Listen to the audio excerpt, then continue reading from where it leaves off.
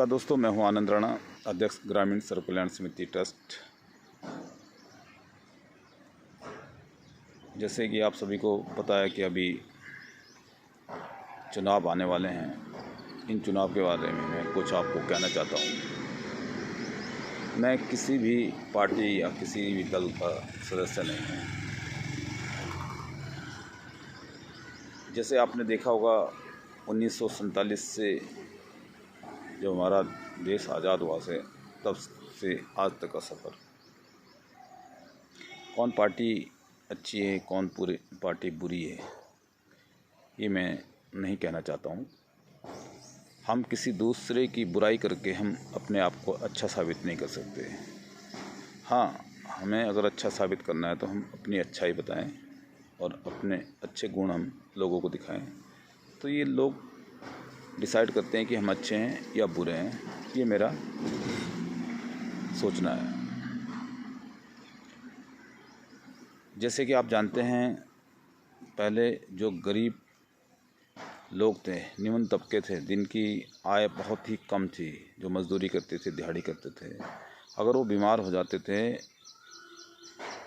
तो उन्हें आस-पास के लोगों से पैसा उधार मांगना पड़ता है। और कोई किसी से 5,000 रुपये उधार मांगता है तो 10% ब्याज में देते। 10% मतलब समझते हैं आप, अगर वो 5,000 रुपये उधार लेता है तो 1 महीने का 10% ब्याज लेते हैं, 500 रुपये, और मूल खड़ा रहेगा। 10,000 लेंगे तो 10% पे 1,000 रुपये, और 10 महीने में वो रकम दुगनी हो जाती थी। जब से मोदी जी देश के प्रधानमंत्री बने हैं, उन्होंने एक ऐसा कार्ड चलाया जिसका नाम आयुष्मान कार्ड है। उस आयुष्मान कार्ड से जैसे भी कोई आदमी बीमार होता है, सरकारी में जाए में अस्पताल जाए, 5 लाख रुपए तक का निःशुल्क इलाज होता है। ये काम मोदी सरकार ने किया, तो इसलिए मुझे मोदी जी अच्छे लगते हैं। मैं उत्तराखंड का रहने वाला हूँ।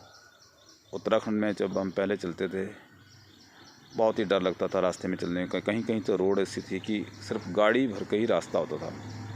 गाड़ी में अगर ड्राइवर अगर अनाड़ी है तो बहुत सारी गाड़ियाँ एक्सीडेंट हुई हैं, कईयों के परिवार तबाह हो गए थे। कई माँ बाप ने अपने जवान बेटे खो दिए, कई बेटों ने अपने माँ बाप खो लिए, किसी बहनों ने अपने पति को खो दिया। ये सब इसलिए होता था कि रोड नहीं थी।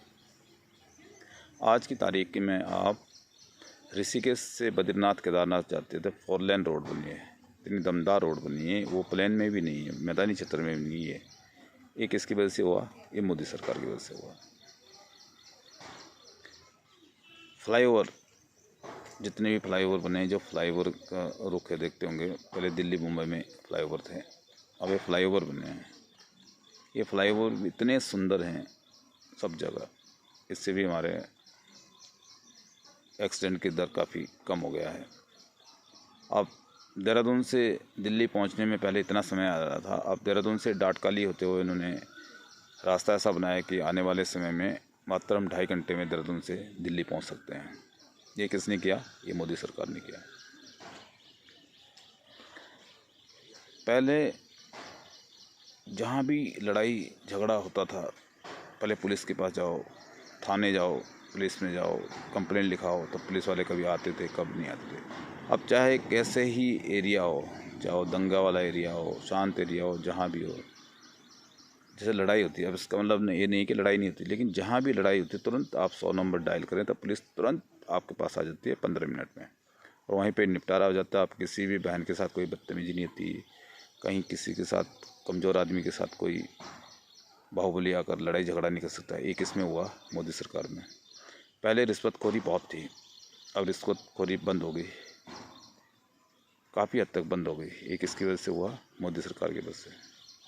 पहले सरकारी योजनाएं आती थी और सरकारी योजनाओं, नेता लोग ही इन सरकारी योजनाओं का फ़ायदा उठाते थे कि आम आदमी तक नहीं पहुंच पाती थी।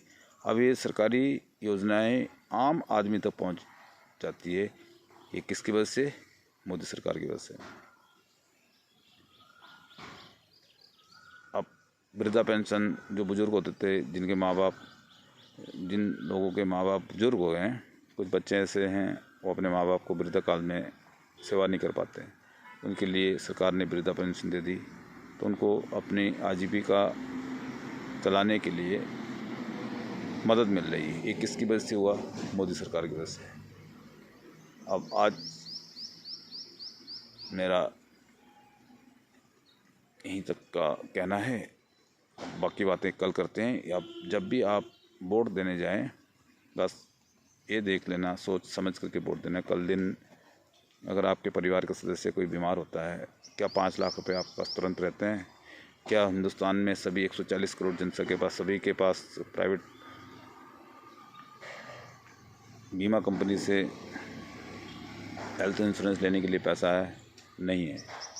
तो ये सब आयुष्मान कार्ड है, यही आपकी मदद करती है।